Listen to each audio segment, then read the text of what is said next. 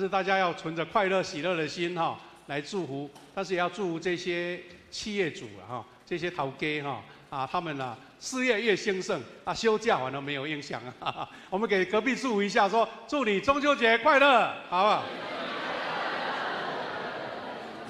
感谢主我们要分享神的话前，我们来祷告。谢谢天父上帝，感谢你让我们在中秋节连假，能够在主日，我们能够坚守这一个安息日的神的恩典，让我们在这边透过你的话语来得到学习，也看见弟兄姐妹大家彼此关心、彼此祝福，得到神从天上来的恩典满满，也让我们从你的话语院得到属灵的粮食一个饱足的属灵的力量，让我们有能力来面对这个挑战的世界。我们在你面前恳求祷告，奉靠主耶稣的名祈求，阿们。弟兄姐妹，大家平安。我们在分享神的话语我们在今年当中有陆陆续续一个系列了我们经文等一下会再做一点复习我们今天要讲的主题叫做开发属灵信心的言语。这文字好像有一种重叠在一起的，但是我要做一点小小的说明我们在今年陆续在讲道当中，我们分享了4个大主题。这大主题都围绕在基督徒的属灵成长的部分，就是带来恩典的思想，带来恩典的信心，带来恩典的梦想，带来恩典的语言。那有一个特别的特质，就是我们所讲的这些，如果从文字上它是抽象的，如果从一个属灵的世界来讲，它不是物质世界的、肉体世界的，是属于第4度空间属灵的世界。换句话说，我们基督徒在一般的生活上，在一般的我们的同胞当中，我们怎么样产生区隔呢？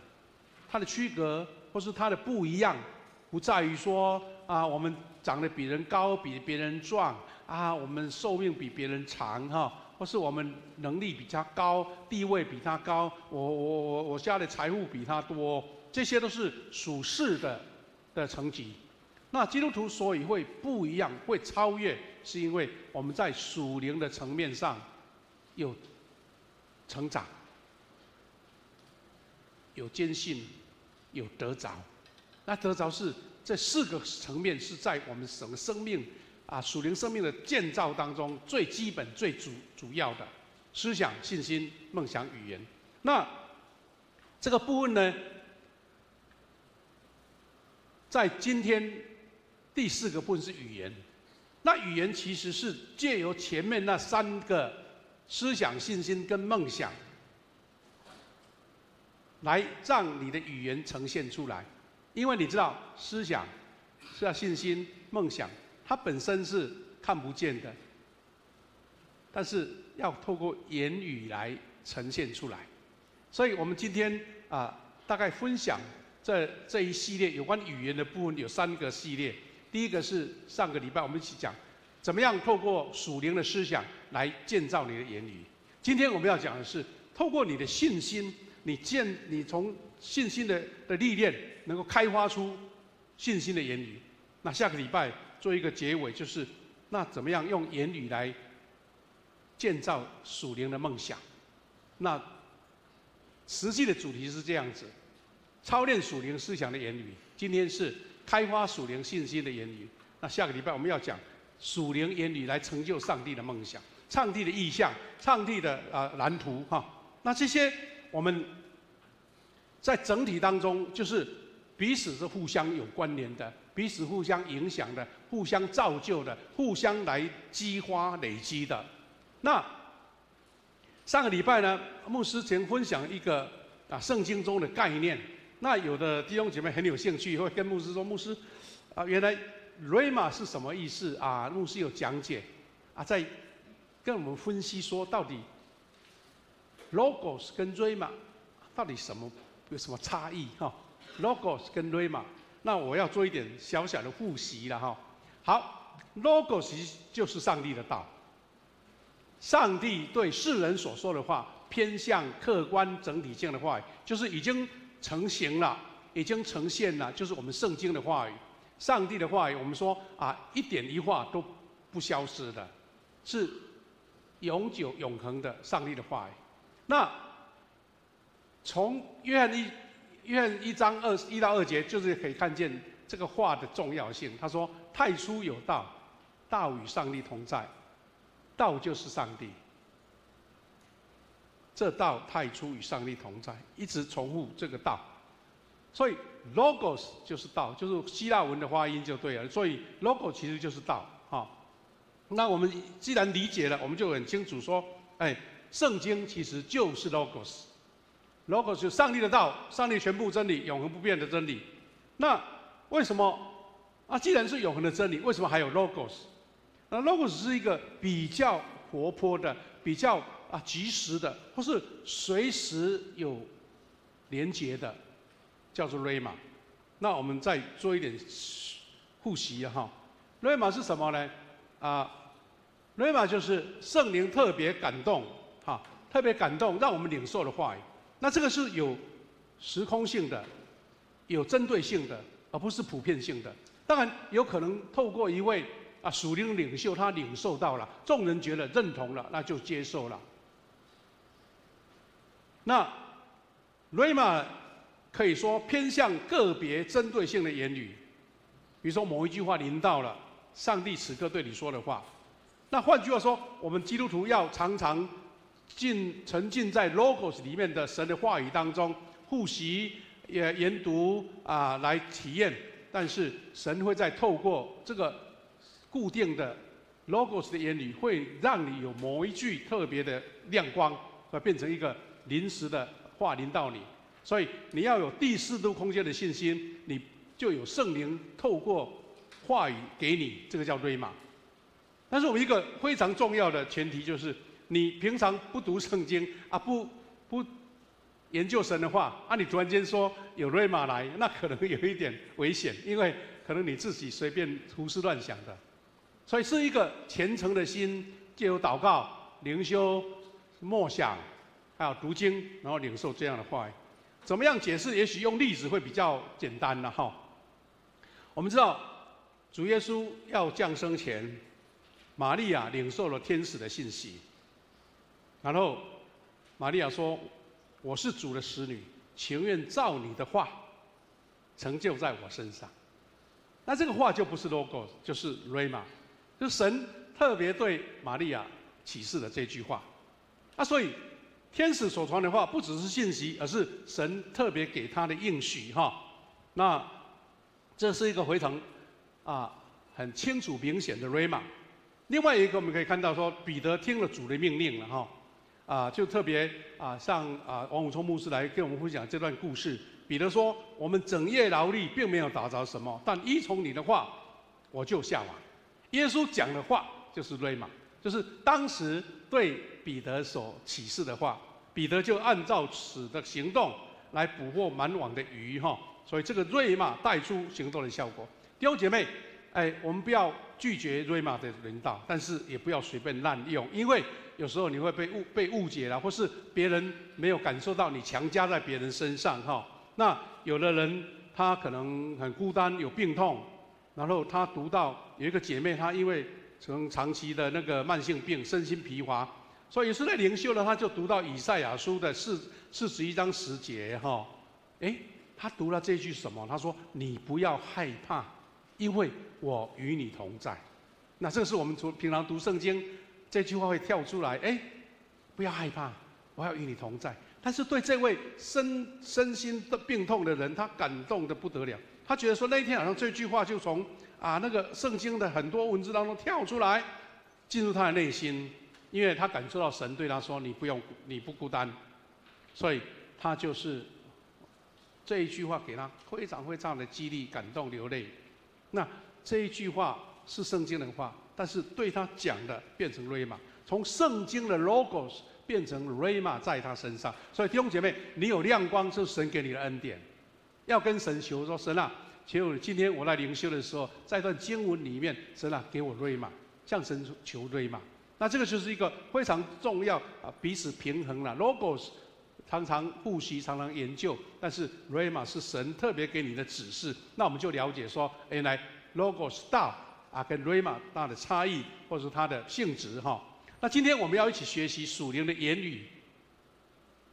属灵言语呢，是由信心带来的。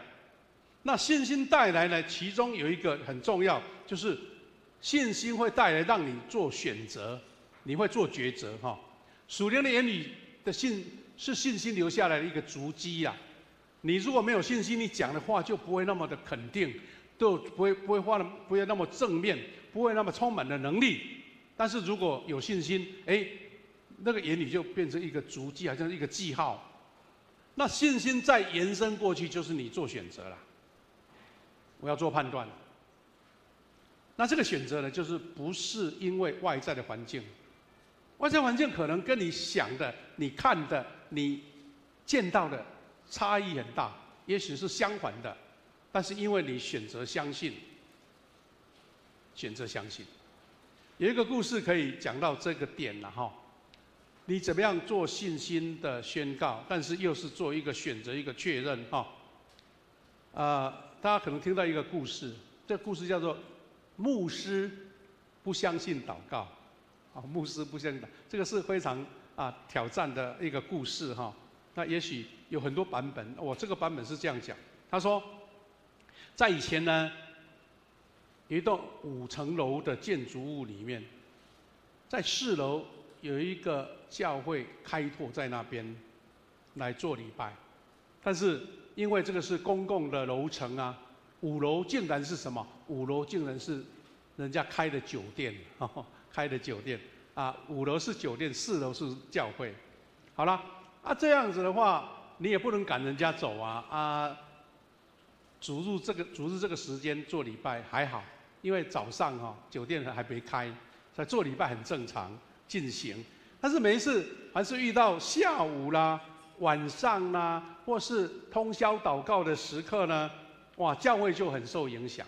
为什么受影响呢？因为教会4楼在唱敬虔的诗歌，但是楼上会唱出一些俗世的这些歌声哇，那就很突兀啦，很冲击啦。教会唱赞美诗说奇异恩典何等甘甜那楼上会唱什么？说我的心里只有你没有他这个歌怎么对得起因为当时那个建筑物并不是隔音很好像我们地下室再怎么大声都不怕，但是像这种地方常常会有这种情形，哇，就是这样彼此的搅扰混杂。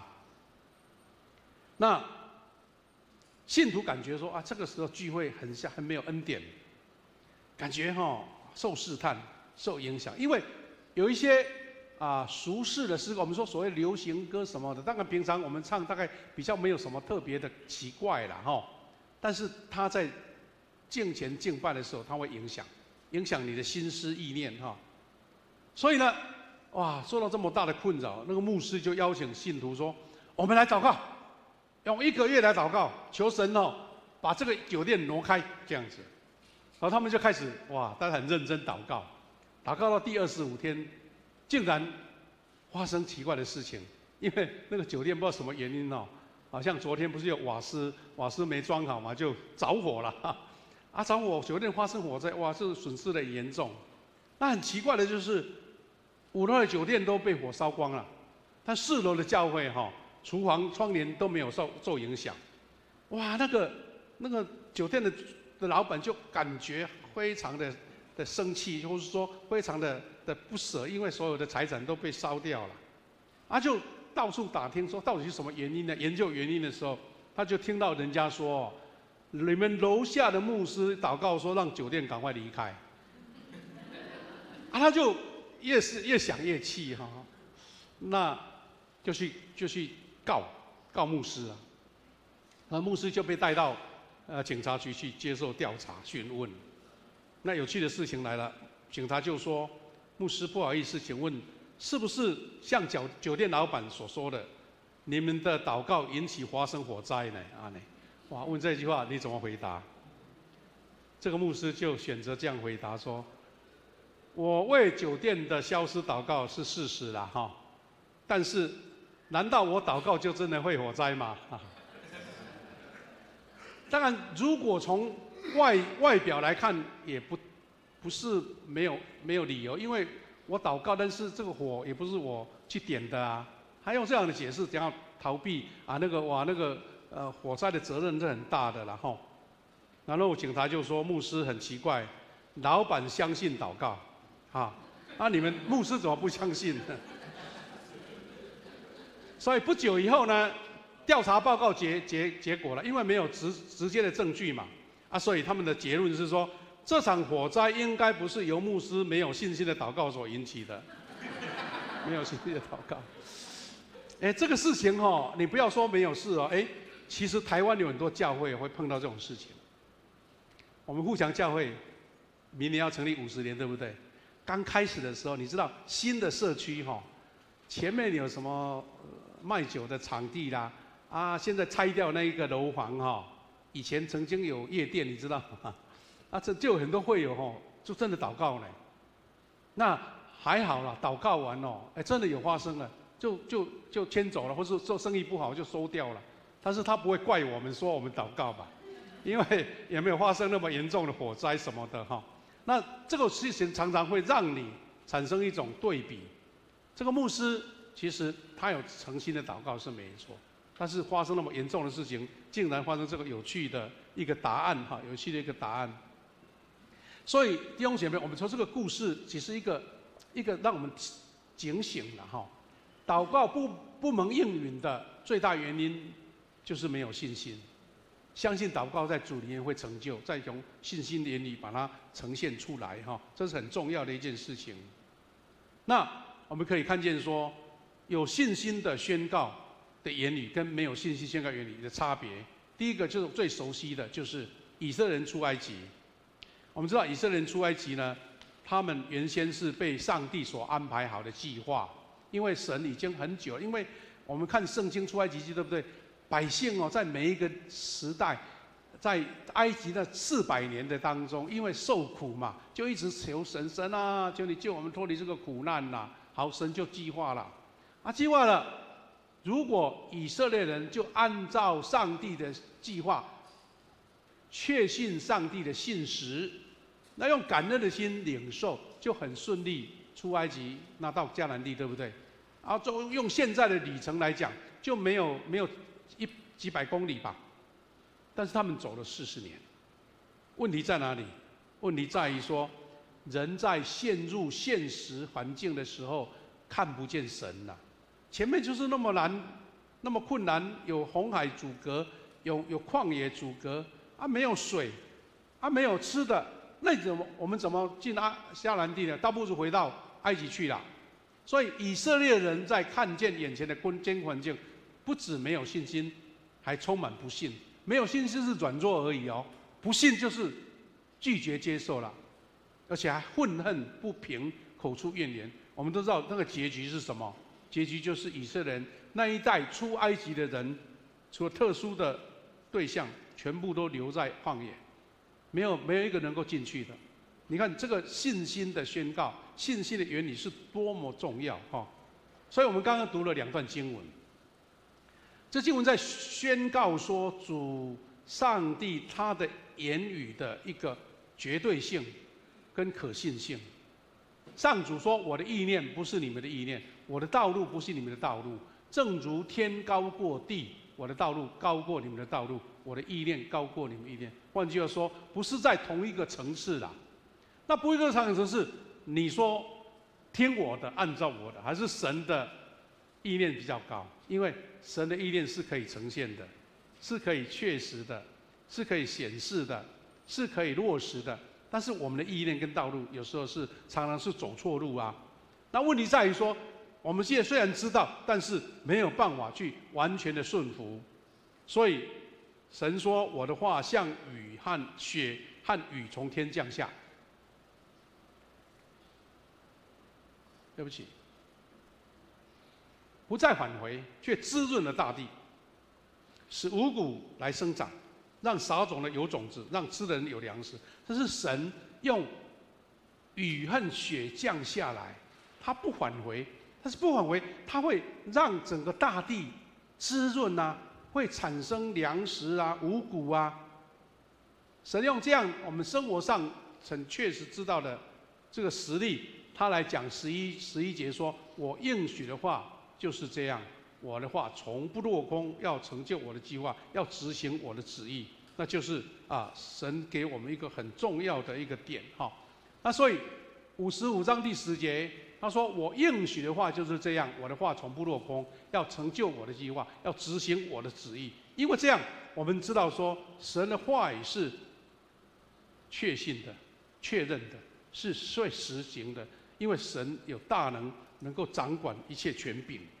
那我们从这样去学习到，我们看到保罗对在罗马书所做的一个宣告，他说：“如果你们口里宣认耶稣为主，心里信上帝使他从死里复活，就会得救。你口里宣认，你心里相信，因为我们心里这样信，就可以成为义人；口里这样宣认，就会得救。”这是保罗给我们很重要的一个提醒。然后11节说，圣经上说，信靠他的人不至于失望。弟兄姐妹，信靠他的人不至于失望，而是说我们在主里面，神的应许是永远不落空的。那这些话语就是在属灵的层次，对不对？是在第四度空间的，是摸不到的啦，没有在你眼前马上实现的啦，是因为在那个看不见的，是靠着你的信心连接到神的救赎跟恩典。那就是我们第四度空间在追求，在属灵建造的方面，就要看大家信心的建立，跟神的关系更密切，因为你抓住了这个应许。这两段经文呢，给我们再次确信说，上帝的话语应许绝不落空。即使我们在生活的环境当中遭遇到拦阻、遭遇到逆境，但是我们能够经历到上帝为我们打赢这个胜仗，我们完全不用忧虑跟担心。这个就是基督徒他的确信。基督徒跟别人不一样的地方，层次的部分，属灵的层次的部分，一个看见神应许的部分。那你说基督徒为什么那么样的自信？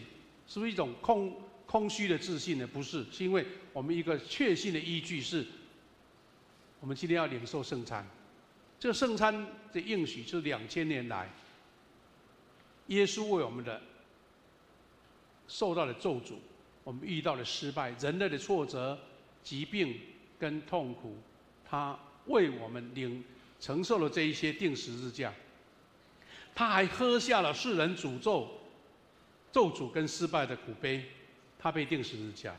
但是十字架是一个苦难的记号，但是也是一个得救的记号、得胜的记号。因为十字架上的得胜，我们可以活出得胜的人生。这个就是基督徒那个勇敢、自信的部分。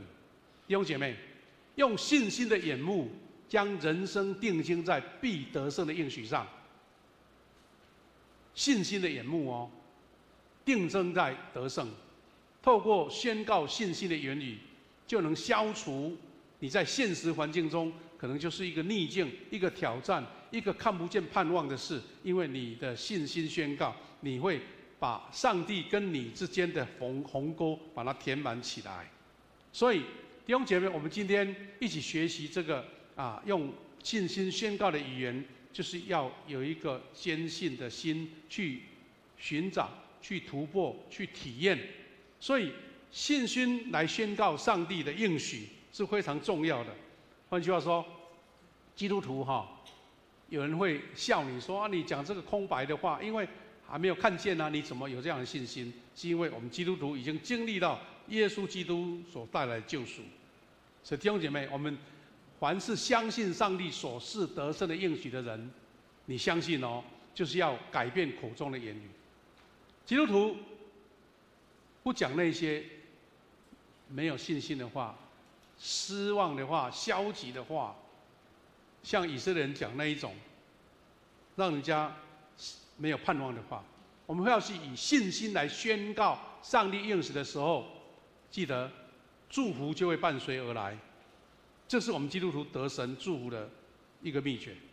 我们常常弟兄姐妹透过祷告式的祷告，透过宣告式的祷告，透过交托的祷告，你会发现很多的应许在你的身上或是你的生活当中呈现出来。所以基督徒要有这样的信心，你就会经历到那个不同的应许，神给你一个丰盛的应许。所以基督徒要学习说用信心积极的宣告，因为基督替我被咒诅了，我就可以从律法的咒诅中得释放。不是我的这个能力，是因为基督已经替我承受了，他应许要赐给我亚伯拉罕的祝福，所以我是一个蒙福的人，祝福也会随着我来。所以基督徒为什么说，你遇到困难，甚至病痛，或者前途茫茫的时候，你仍然说：“主啊，我感谢你，我赞美你，因为我确信你要在我身上成就不可能的事情，是因为你确信这个得救、这个盼望、这个得胜已经有了。”所以这个是现在式的、呈现完成式的祷告。弟兄姐妹，这信心带来宣告，一个非常实际的例子哈。我们都知道世界最大的教会叫做纯福音如意岛纯福音教会。这位创始的牧师在疫情的时候，在2-3年前安息了，80几岁，88岁、9岁的样子。然后他在做见证的时候，他说，他开始出来服侍的时候，刚好就是韩战，韩国不是发生韩战吗？1950年的韩战，那时候刚好刚出来传道，就是开拓教会，因为当时呢，没有一个像牧师一样有现成的教会让你去牧会，他就要开拓。开拓就在那个时候战后非常的一片荒凉当中呢，他就去用一个美军在做野外打仗的时候做的帐篷一个地点叫做活光洞一个活光洞，然后在那边来做开始开拓。刚开始的时候要什么没有什么，就一间简陋的这个帐篷帐幕。那冬天冷得不得了，因为没有加热的设备。那时候赵雍基牧师他自己说，当时他家住在韩国首尔的西大门那个部分。西大门是后来他们迁移到第二个据点的教会了，但是他当时在活光洞开设。那活光洞这个洞的意思，其实是在韩文里面应该是属于一个村里的里里邻的意思啦，或是一个小区的意思。他没有钱，3块钱搭车都没有，用走的。在那种非常极度贫困韩国一般的那个时候就很苦难。如果你注意看韩剧有2个事情，就是说他们的前一代都非常的辛苦，对不对？第二种韩剧常常会发生的就是孩子丢了，孩子走失了被人家养走了或是我们就在孤儿院，那是在显示当时在韩战之后发生但是神也恩典他们，因为在那种极度困境当中韩国的教会、韩国的福音大爆炸。好了，这个赵雍基牧师在这种极度困难当中，他就开始下定决心。其实，在人在最极限的时候，他反而是激发他的意志跟信心。他说：“我下决心要往普天下去传福音，给万民听。”他对于说主呼召他到世界传福音，他深信不疑他为了实现到世界传福音，他就开始很认真学英文，因为这个纯福音教会其实就是属于美国的一个神召会的系统。神召会你听过我们台南有一间神召会，美国的神召会当时呢比较属于我们说比较属灵的，比较灵恩派的教会了。但是呢，当时没有什么特别的资源，只有美国的宣教士来这边开拓，所以呢，他就想说要从宣教士那边学英文，因为他想说有一天他用英文来讲道，所以就拼命的学。学到一段时间，又觉得说，隔壁的日本也很需要传福音所以他就认真又学日文了。这样还不够，可能他有语言的天分他觉得，哎呀，如果去欧洲讲到要讲德文啊，他有学德文，反正就是一天到晚都读，很认真来读这些语文。当时也没有什么参考书啦，或是可以补习啦哈，他完全是自学哦哈，认真到一种程度，人家觉得他好像这个不要命的感觉哈。但是当时呢，张弘基牧师刚好碰到1950年那个时候的6·2韩战，他那种困境当中，他仍然为了要传福音努力到底。后来有什么结果呢？他真的建立了世界最大的教会，人数最多的时候70-80万，70-80万就像我们早期台南市还没有升格的时候，台南市好像有一段时间是60几万而已，我们的老台南市哈。他说他访问了59国，在国外举办220次大型的聚会，他绕了地球114圈呢，到处传福音。而且后来他不只是一个人到国外去传福音，他还差派了如意岛传福音教差派了630几位宣教师。你知道我们台湾有很多传福音教会，我们在东门路加油站对面有一间台南传福音教会，是属于这个系统。我们教会在疫情前要好几次到韩国去访问，因为想说，同样是教会，为什么这间教会特别蒙恩？那么多人是怎么来的呢？他们小组事工也做得很好不然70几万怎么做礼拜呢？会友怎么造就呢？他是小组，所以他们当时的家庭小组就从传福音教会出来的。所以我们很多弟兄姐妹曾经去访问过，去参加过得到很多的造就跟恩典了。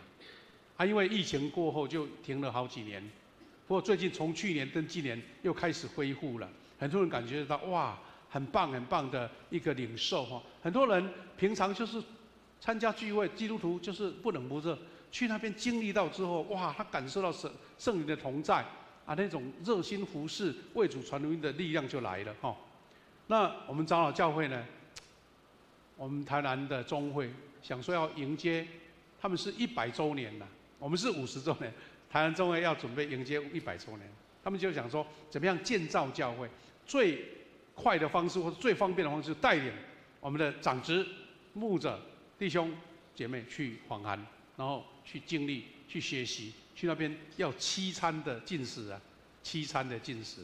好了，这样的体验让很多人改变。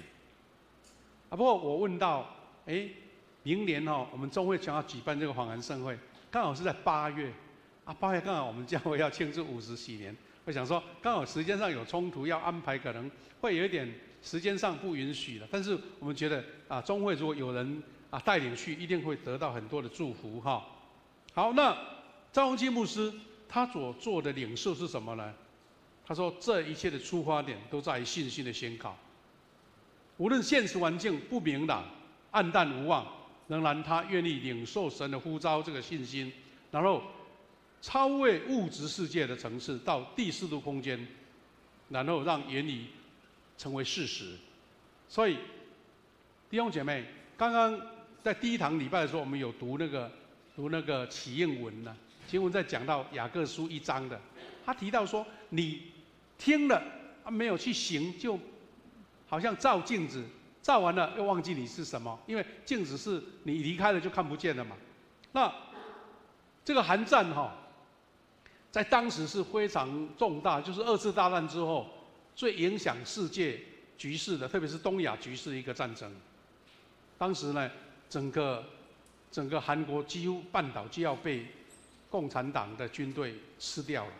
还好那个时候有麦克阿瑟将军带领美军，然后一起从仁川从那个登陆去攻打回去，到最后变成说联合国就判定了，用38度线隔开北韩的共产党，然后南韩的那个国家，变成到现在还是呈现这样的状况。当时非常严重的，其实当时的韩战也跟台湾有很大的关系因为当时共产党有一个计划是要把韩国吃掉，吃掉之后就把台湾包围起来，全部关进去铁幕里面。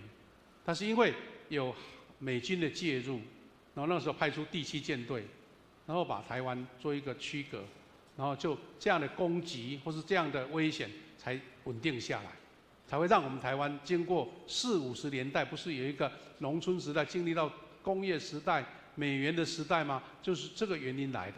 那韩国本身就经历到那么大的痛苦，因为战争在他们上面，但是教会也同样得到一种祝福了哈，一种祝福。弟兄姐妹，我们从赵光基牧师的故事可以看见说，一个从小小的6个人开始的开拓的教会，一个信息的宣告，竟然成为一个世界最大的教会。所以，真正的信心是透过宣告彰显出来，真正的宣告是伴随着你的行动。因为真正的相信，不但会改变人心，而且是改变环境。弟兄姐妹，我们就抓到一个秘诀，什么秘诀呢？在现实上，也许我们的体力、能力、智力、财产，或是我们的社会地位，这不一定比人高。但是神给你一个最大的祝福，就是你有信心。信心像一个芥菜种，但是当长大的时候，便有野鸟可以住在上面。所以我们学习这一系列的，就是一个属灵的操练，开发第4度空间有信心的原理哈，就是这个原因。弟兄姐妹，当我们看见这种信心的原理呢，有2个圣经的小故事可以给我们一个对照。第一个介绍就是主耶稣在宣教的时候有2个，一个是爸爸，一个是妈妈来跟耶稣求助。他们对耶稣讲的话，正好可以显示出这个信心的大小，或是信心的坚不坚定。第一个故事就是马可福音的9章14到29节了。这段经文讲什么呢？就是有一个孩子被鬼附了，父亲非常的着急啊，听到耶稣来了，因为当时耶稣刚好跟门徒上山祷告，变了形象。后来到山下的时候，这个爸爸就迫不及待找到耶稣。他跟耶稣讲什么话？他说：“主啊，鬼屡次把他扔在火里啦、水里啦，要灭他。我请你的门徒帮忙赶鬼啊，赶不出来嘞。”所以他就讲了一句话说：“你若能做什么？你若能够做什么？求你怜悯我们，帮助我们。”好了，耶稣就跟他回答一句话。他说：“你若能做什么？”他就是问他：“你若能信，在信的人凡事都能。”表示这位爸爸很关心孩子能不能得救了，但是他也不大有信心，说你如果能做，意思是说如果不能做，那就算了吧，再找其他办法。但是耶稣给他回答，还好，这位爸爸赶快做一个改变。他改变什么？他说：“我信，但我信不足，求主帮助我。”最后，耶稣就斥责这个污鬼，孩子便得释放。所以，一个简单的话，让耶稣给他提醒的时候，他才改变。另外一个故事就是迦南妇人的信心。我们在年初的时候曾经讲过这段经文，就是也是一样被鬼附的，这个是女儿，妈妈呢赶快来求，因为这个是外邦人，就是腓尼基族人的。他跟耶稣求的时候，耶稣那个时候考验了他。我们记得耶稣曾经讲一句好像很不客气的话，他说：“不好拿儿女的饼给狗吃啦。”哇，这句话太严重了。但是听见这个话的妇人，他就仍然不顾一切，他不会觉得说啊，那就算了啊，看我不起啊，就走了。他就跟耶稣回答说：“主啊，不错，但是狗也在桌下吃孩子的碎渣啊。”哇！耶稣讲到听到这个时候，他就称赞这个妇人说：“妇人，你的信心是大的。”弟兄姐妹，我们可以这2个小故事看见这一个差异，信心的差异。希伯来书也这样跟我们勉励说：“所以你们不可丢弃勇敢的心，存这样的心必得大赏赐。存不可丢弃勇敢的心。”基督徒因为有信就有勇敢。所以我们以信徒的权柄来宣告说：啊，信心会带来奇迹的哈，会带来神迹。我们都知道《奇恩典》这首歌是一位约翰牛顿英国的一个牧师所做的哈。然后他讲过一句话，让我们得到一个很好的学习。这个 John Newton 他这样讲，他说：“世上有许多令我们灰心的事，没错，很多事情总是不如人意，对不对？啊，这个也不好，那个不好，像不能成就。但是他说，灰心在信心的字典里面不存在。你有信心的部分，这个灰心就不存在了。对其他人而言，或许信是灰心的事，但是对信徒来说，灰心是会让你看见我们信靠上帝的信号。什么意思呢？就好像我们常会祷告说啊，上帝关了一扇门，要为你开一扇窗。那这个不是一个安慰的言语嘞，是因为你确信神要为你开路。那所以你不灰心，仍然坚定的恳求，神就会在你的信心上给你应许。最后牧师要说的说，这个信心的语言怎么来呢？归咎一切就是祷告。你要跟神常常跟神亲近祷告，而且用祷告来开发信心的原理。因为在属灵生活中，祷告是开发属灵也最有效的话。因为常常跟神瓦诺嘛，跟神祷告祈求嘛，上帝就透过祷告来改变我们口中的言语，我们这个第四度空间的灵性就开启了。所以弟兄姐妹，我们不要只存活在物质的世界、第三世界、第三度空间，是因为基督徒神给我们一个最大的权柄，就是你可以在第四度空间领受神奇妙的祝福。虽然他看不见，虽然他不是很具体存在，但是因为信心就看见那个真实在那边。所以基督徒的祷告，我们有各种祷告，有感谢的祷告，有那个认罪的祷告，有代祷。但是有一种祷告是很重要，就是以完成式的祷告来开发第四度空间的言语。因为上帝的恩典已经借着耶稣基督赐下。刚刚我们是讲说，耶稣在2000年前已经我们承担了一切苦难跟咒诅了吗？所以我们要以完成式的时态，完成式就是已经实现了这种心态去祷告。因为我们是在打已经得胜的战争，宣告已经成就的事实哈。有一段经文是最容易展现这个完成式祷告的部分。我们不是常常在读腓立比书4章6到7节吗？那保罗跟我们讲说，应当亦无挂虑，只要凡事借着祷告、祈求和感谢，将你们所要的告诉神。他说要凡事借着祷告哦，祈求哦，还感谢。为什么要感谢？因为你确信已经实现了，才会感谢嘛。然后将你们所要的告诉神，神所示的出人意外的平安，必在基督耶稣里保守你的心怀意念。那这句话就是完成式祷告最佳的范本。弟兄姐妹，完成式的祷告就是在除去我们的疑心的宣告。因此，当我们要开发祷告的原理时，认定接受已成就的事实，借着使无变有的上帝，以信心来宣告出来。弟兄姐妹，我们常常也在做一个提醒或是鼓励弟兄姐妹。虽然我们现在遇到困难，甚至有病痛，家庭的状况也不是很美好，财务状况也不好，也不是很好，但是我们常常会讲说，你还是要赞美、感谢。为什么？神啊，我确信你是丰盛的神。虽然我现在那个钱付不出来，但是我确信神是丰盛的神，你是富有的阿爸父。这是一种宣告式的祷告，是一种信心的祷告，是一种实现式的祷告。然后你会从一切困难、怀疑当中产生平安跟喜乐，因为你用祷告、祈求和感谢，将你所要的告诉神，你就勇敢的交托。这是基督徒跟一般人最大的差异在这里，因为你拥有了第四度空间的祝福。愿神给每一个基督徒有这样的操练，尤其我们在迎接50禧年的时候，我们希望每一个基督徒都是一个第四度空间的勇士哈，看见神的应许，在你的家庭、你自己还有教会的应许。我们甚至为我们的国家祷告也是这样子，愿神将这样的应许实现在我们台湾这个社会。我们要做一个祷告，然后一起来领受圣餐。亲爱的父神，我们感谢你。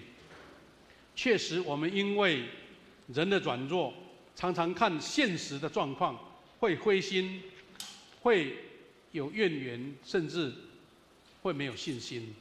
但是我们确信主耶稣已经为我们担负了这样的苦难，以及所有一切的咒诅。我们要从律法中被释放，所以我们要用坚定的心，常常在祷告当中操练，而且在生活当中体验神成就的美好。主啊，让每一位弟兄姐妹都有这样的信心的宣告的言语，让我们在实际生活上看见神奇妙的应许，让我们更加倍坚固我们的信。我们要一起透过圣餐来见证神的应许，也求你让我们领受的时候得到更坚定的神的祝福。我们这样感恩祷告，奉靠主耶稣基督的圣名祈求，阿们。弟兄姐妹，我们预备心来领圣餐。我们要来唱一首诗歌，叫做《宝贵十架》。我们来唱一遍。